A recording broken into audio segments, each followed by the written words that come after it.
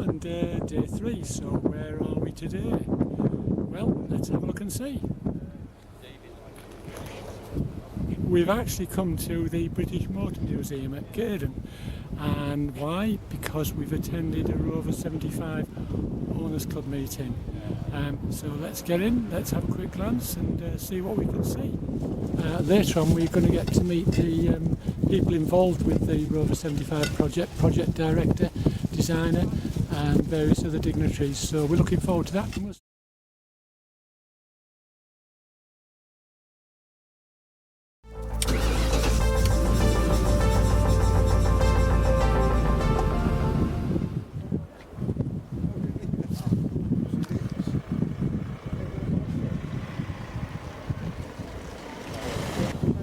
I like the colour of this. It's called Cimarron Green. And you've got both a saloon and a tourer side by side.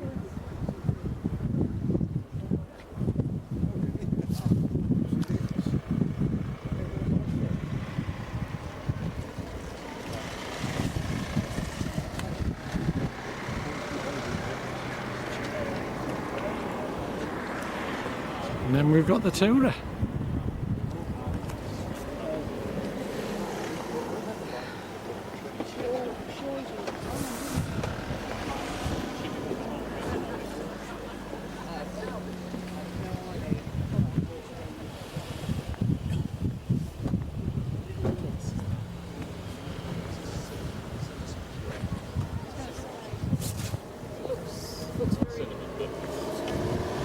Pleasing colours, aren't they? Yeah.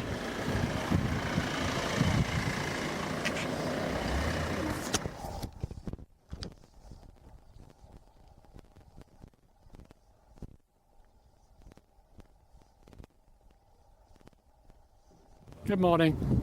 Are you well? We met earlier. We did indeed, sir. I won't remember where they had the sense of the thing I was telling you.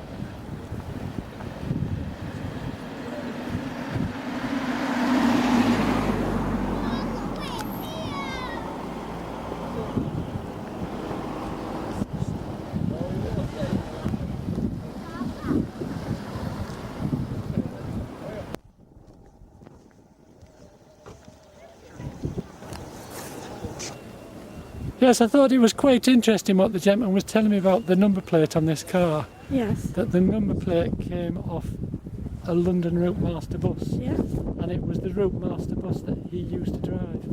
I thought that was quite an interesting tale. Yeah.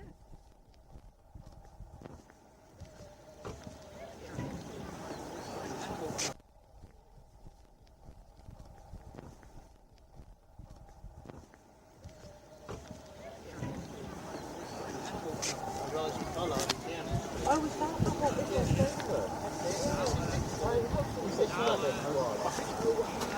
Luckily there was no damage.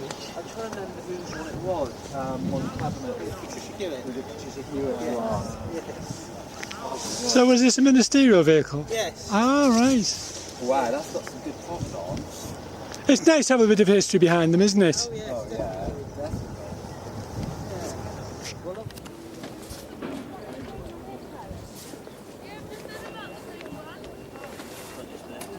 Couldn't find a case for this because I've been using it in garage obviously. Sitting on it to have a rest in garage.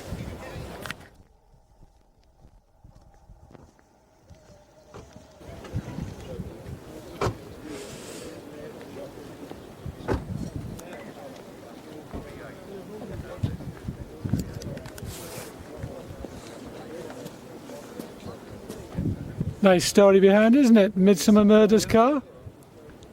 Yeah. It looks bonny, doesn't it? Yeah. Yeah.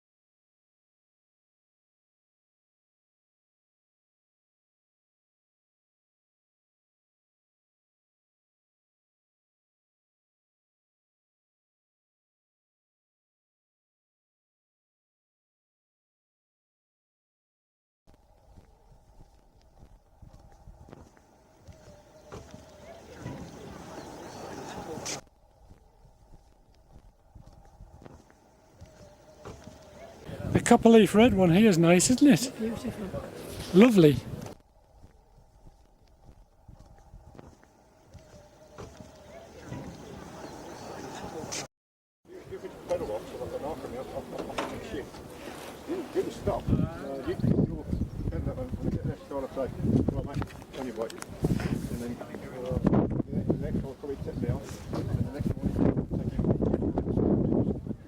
So the colour's orange grove. Lovely colour. Oh, it's a 385 as well. So that's a supercharged one. Sorry.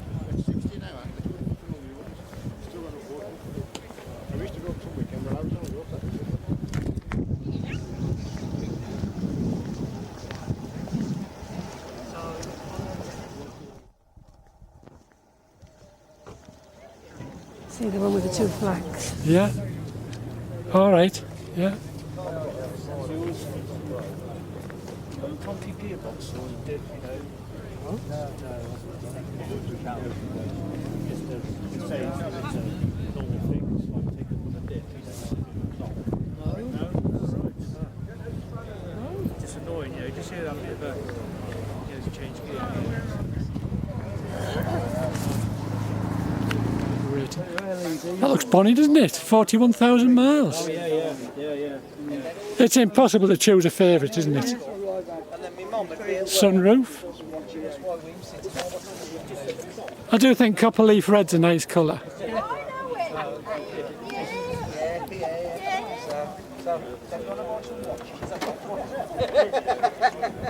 Just, I'm worried about it. It's a manual car. It's a manual, yeah. Atlantic blue.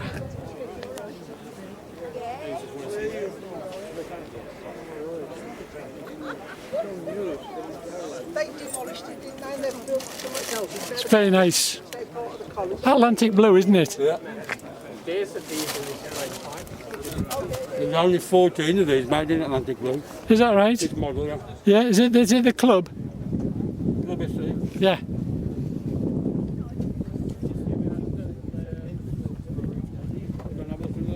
I will do, yeah.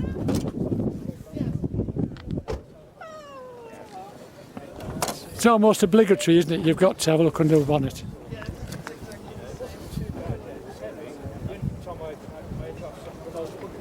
Is the fact that it's a club, so it was like the middle spec, wasn't it? Yeah, Club SC, yeah. But yet you've got it with a sat nav, and you've got the sunroof, which was a rare option.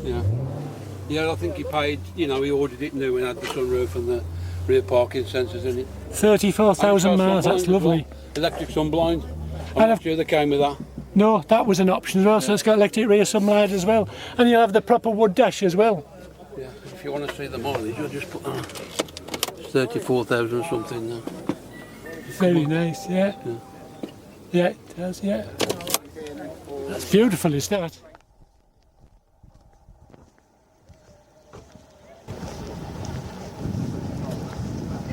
Thank you.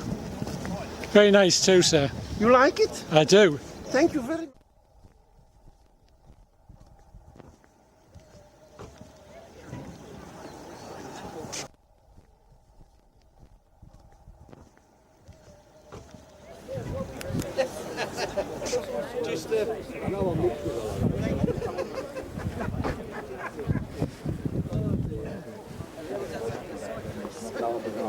Beautiful. You like it? I do. Yeah, thank you. Which one? I like your number plate. Oh yeah, all right.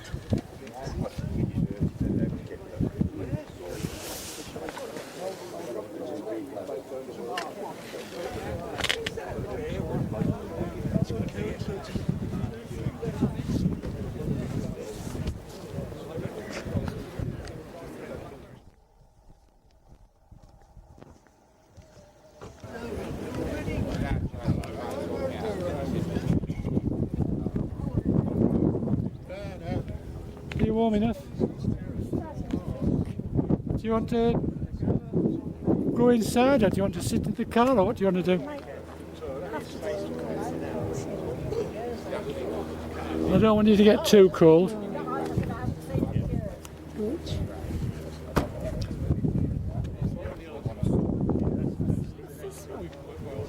It's an MG ZT. That one's a facelift version, and that one's the original version. See the serpent alloy wheels on it,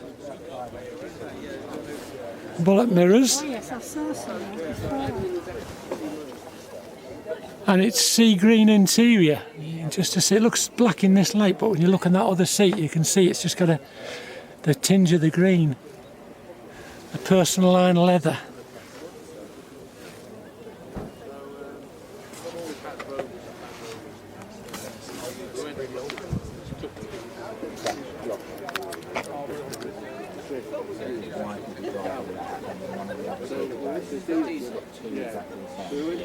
That's nice, is that? Oh, it's an automatic as well.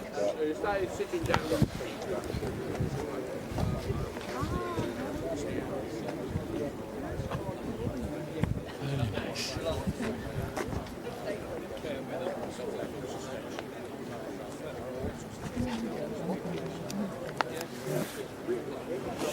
So a gentleman's made this coupe here.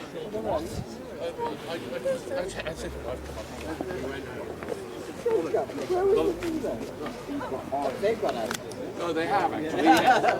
But yeah, but I knew. I think the gentleman's name is Jerry, and he's built this from a standard four-door saloon.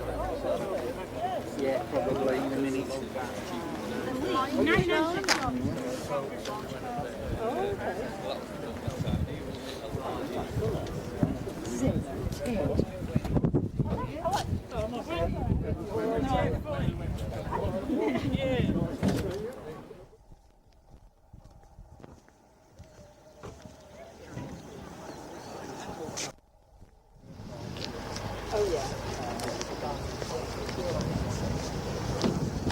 So this car's known as Flying Banana, and it's in sunspot yellow.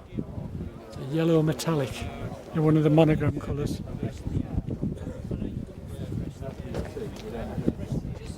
Thank you, sir.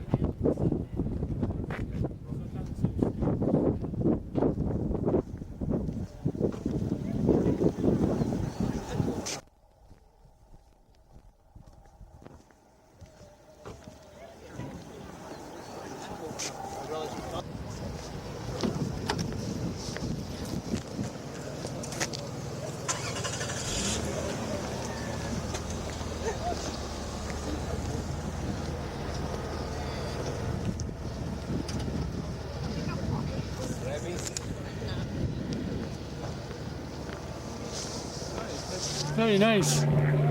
So that's in aubergine. As you say, when the sun gets out on it, you can see it just pop, can't you? Lovely. No one else knows where the other cars are. We haven't found the tours.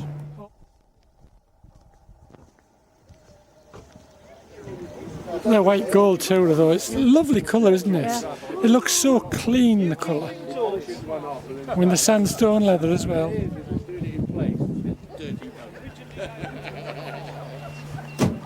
Lovely is that, isn't it? Yeah. Oh yeah, oh, absolutely. How to do things, yeah. It's early 2001, so So it's that's one of the early long early long groups, yeah. Mine's one of You okay? The only other mod Right. I've done on this. Looking at this car, it's hard to believe. I think it's covered in excess of 391,000 miles. It's a sheer testament to the quality of the cars and of obviously its care. And I think it's beautiful. Apparently, it travelled 1,300 miles over the weekend to come to the event.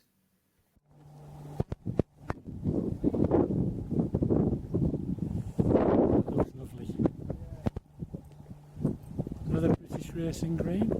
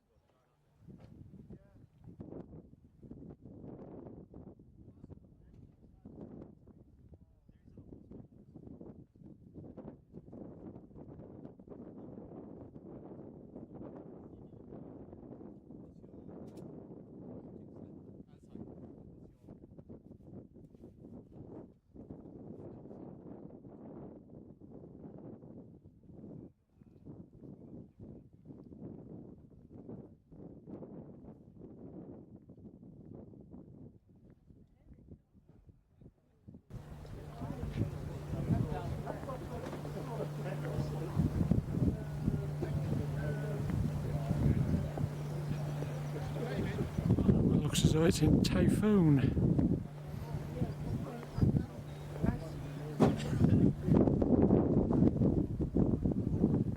Oh, that looks bonny. That's nice.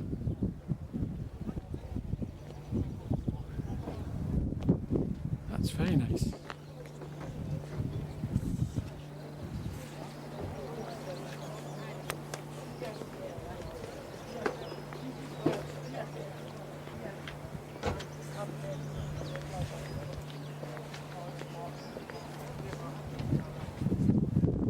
The colour's called Odyssey.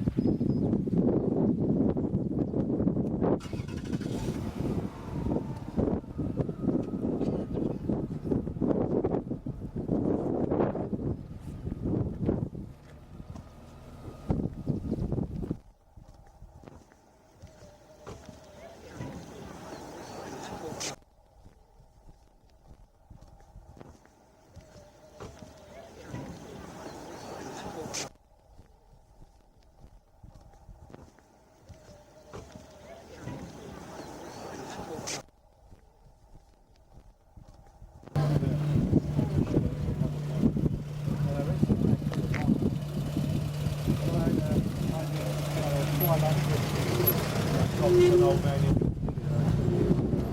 and he rode it up the motorway barrier, smashed it all up, then all the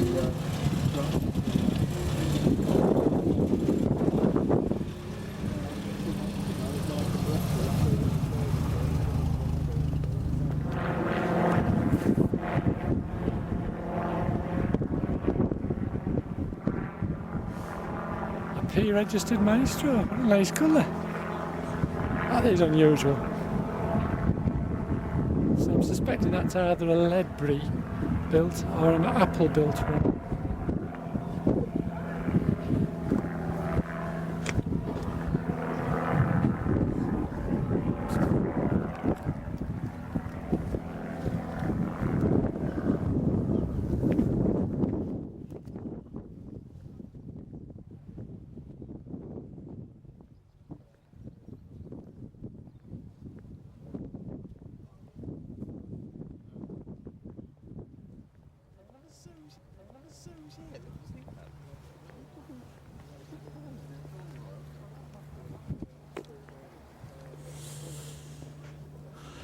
Dorchester red, and it's got the aubergine leather interior. Serpent alloys.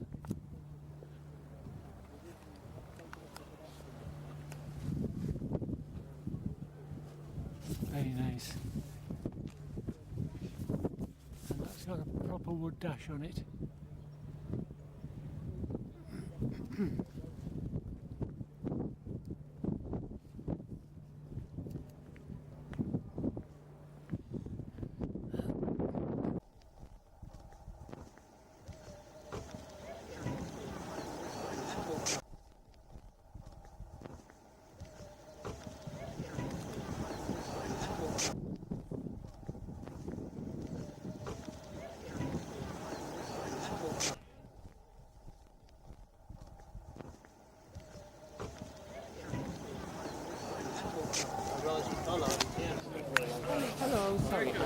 Very nice to see you anyway, Kevin, and catch up with you later. See you, yeah.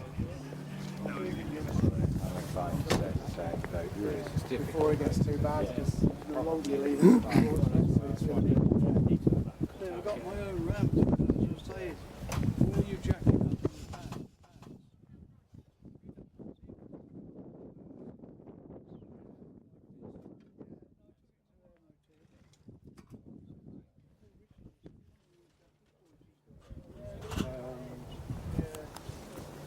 Is yours sky blue? No, sea frost. Sea frost. Yes. It wasn't a monogram colour, was it? No. No, I didn't think it was. No.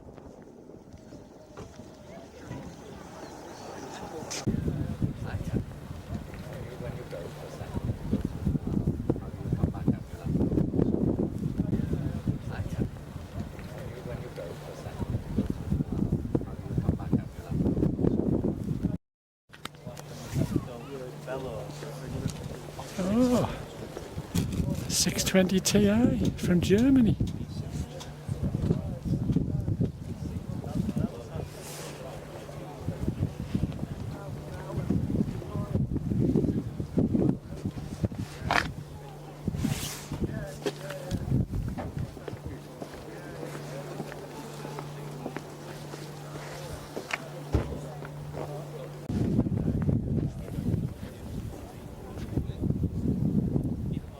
So yes, there's 4 there have come from Germany. I wonder if they'd already pre-booked to come to Longbridge, unlike everybody else, disappointed.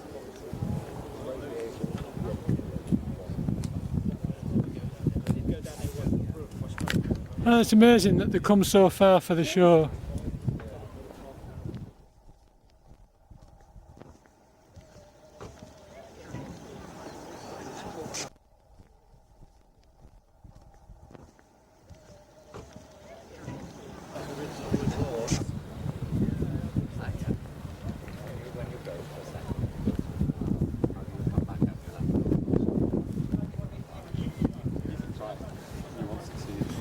Where am I going to put it? I'll have an exhaust on my...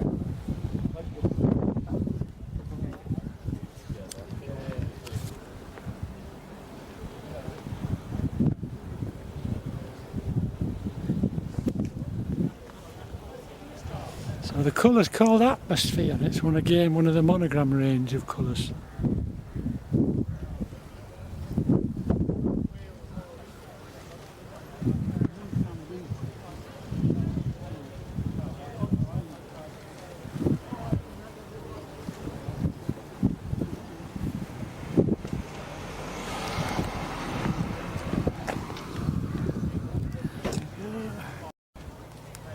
So we've got Atmosphere, followed by Spectre, followed by Lagoon.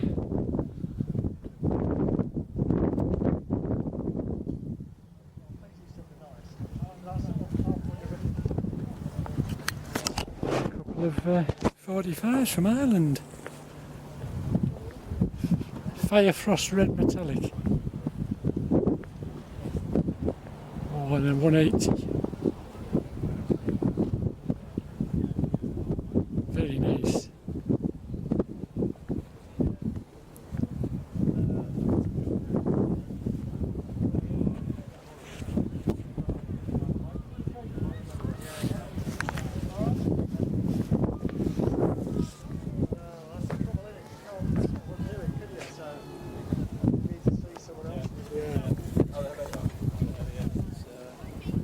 That'd be a useful resource on the forum, I reckon. A list of people who do body work. Suitable number plate.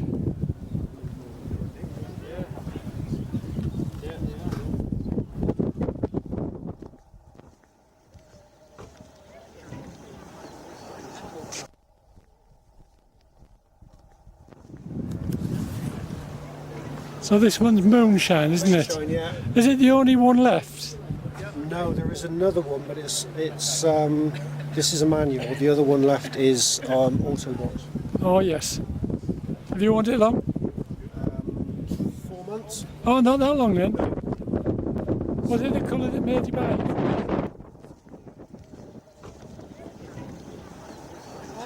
Yes. And I thought, I've had that as my wallpaper on the laptop for years. Yeah. And I thought, if I see one come along, I'll get one. Yeah. Right time, right place. Yeah. You can't afford to be too picky because there's not many of them around. Well, yeah, she's got battle scars. All done before I got her, but It looks all right. it's not too. It's the lacquer peel on the bonnet and the bumper's the worst bit. Yeah. I've got a new set of badges for her, so it's. What would the paint be like to get for it? Is it very difficult? Lottery win. Yeah. I know it's not cheap.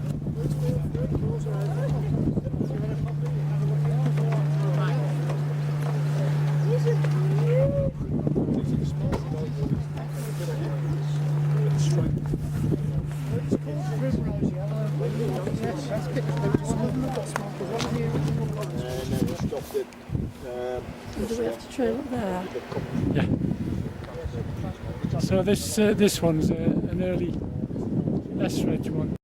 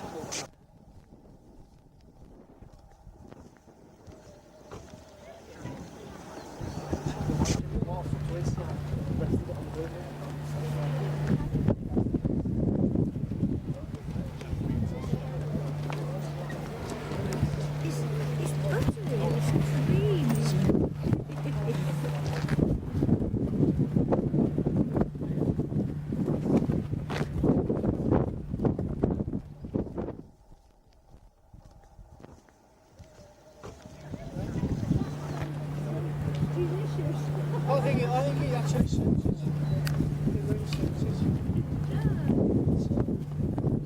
Yes, it's. We've had it for 20 years.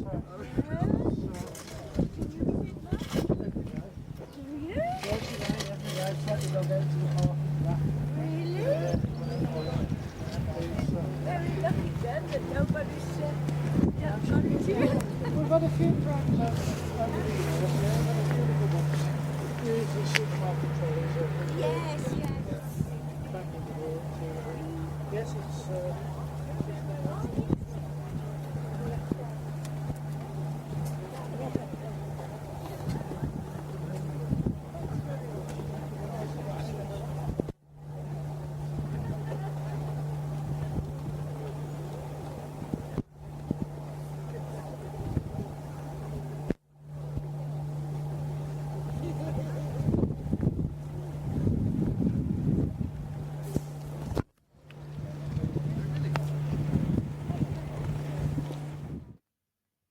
Quite a special car, this. It's one of the oldest surviving. I think it was registered in November 1998. It was used around the factory quite a bit. It was used on television and all sorts. And I think at one time it might even have been a security vehicle. And the club managed to rescue it and they've saved it. It looks well. Done a good job.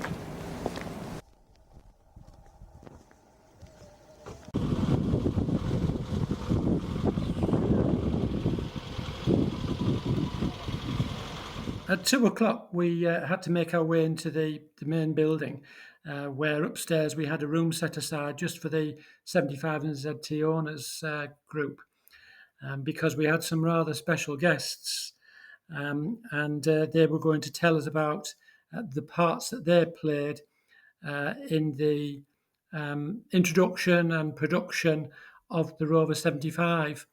And the guests included Mike Kinnear, who was the programme planner.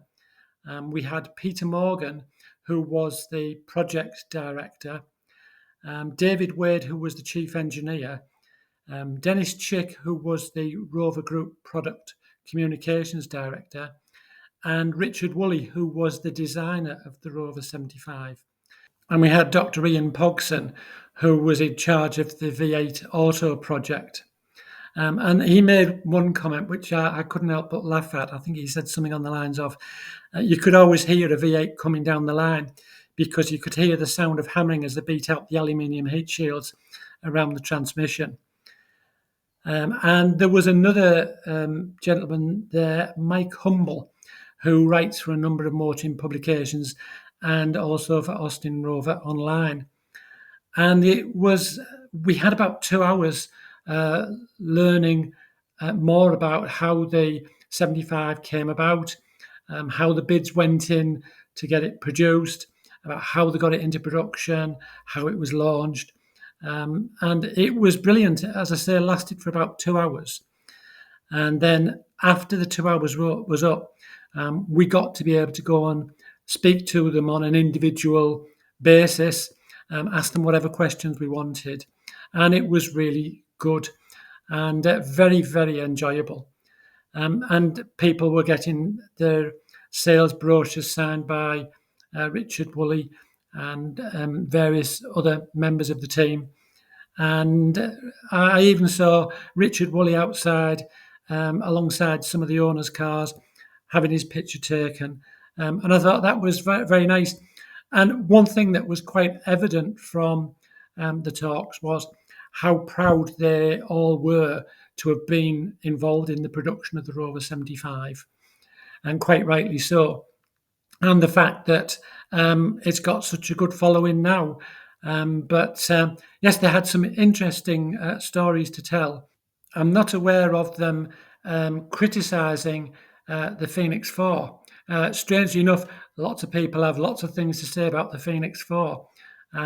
But these gentlemen didn't really have much to say on that subject. Somebody commented that it was certain aspects of the productions were vanity projects, and that's a fair comment. We all know about that. And the thing that mainly came out was that they knew that Longbridge's fate was basically under serious threat. And if it hadn't been for the Phoenix 4, then Longbridge wouldn't have lasted as long as it did. So that was interesting to hear, you know. And I also got the feeling that there was quite a lot of ill feeling, if you like, about the launch of the Rover 75. The Rover 75 was launched at the October 98 Motor Show at the NEC at Birmingham, and it received rave reviews from the motoring press. And it seemed to be what a fantastic car it was. But that was spoilt when apparently BMW's CEO, Bernd Pischstreider, called into question Longbridge's future. Apparently, once the motoring press heard something was going on and that there was an announcement, they couldn't get away from the Rover 75 stand quick enough to make the way over to learn more about what the CEO had to say. And basically, instead of it being a day where they should have just accepted the accolades, give the car a good release, excel in the glory of a successful launch, it was though that pulled the plug on the ship before it had even set sail, and raised questions over Longbridge's future.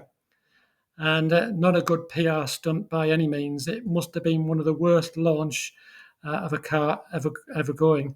And there seemed to be quite a bit of ill feeling about this. Bad PR. Why do something like that? It's as though they didn't want it to succeed.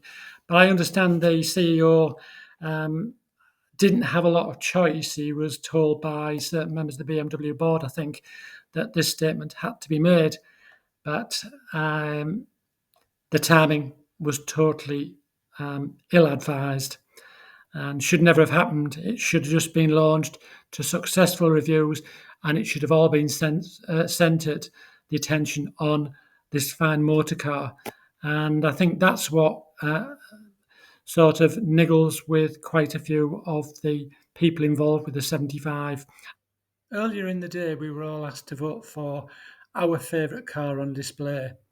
And following the end of the talks, the Griffin Award winner was announced, and the winning prize went to Andrew, owner of Yellow Peril, a beautiful Rover 75 in Primrose Yellow. A beautiful car in a beautiful colour, and a well-deserved prize. So well done, Andrew. So there we are. We've covered a total of 416.5 miles. The journey down took 5 hours, and the journey back took 3 hours and 36 minutes, and it was the same distance. Problem being it took so long going down was because we went down the A1M, and there were roadworks near Doncaster, and I think we lost getting on for nearly 2 hours.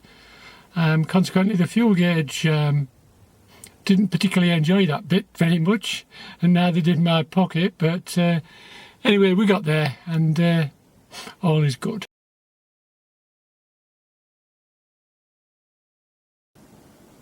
Hello, and welcome back once more. And just to let you know that we've now reached the end of our road trip, and the car's all back home, nicely tucked up in the garage, nicely freshly cleaned, all nice and spick and span as it should be.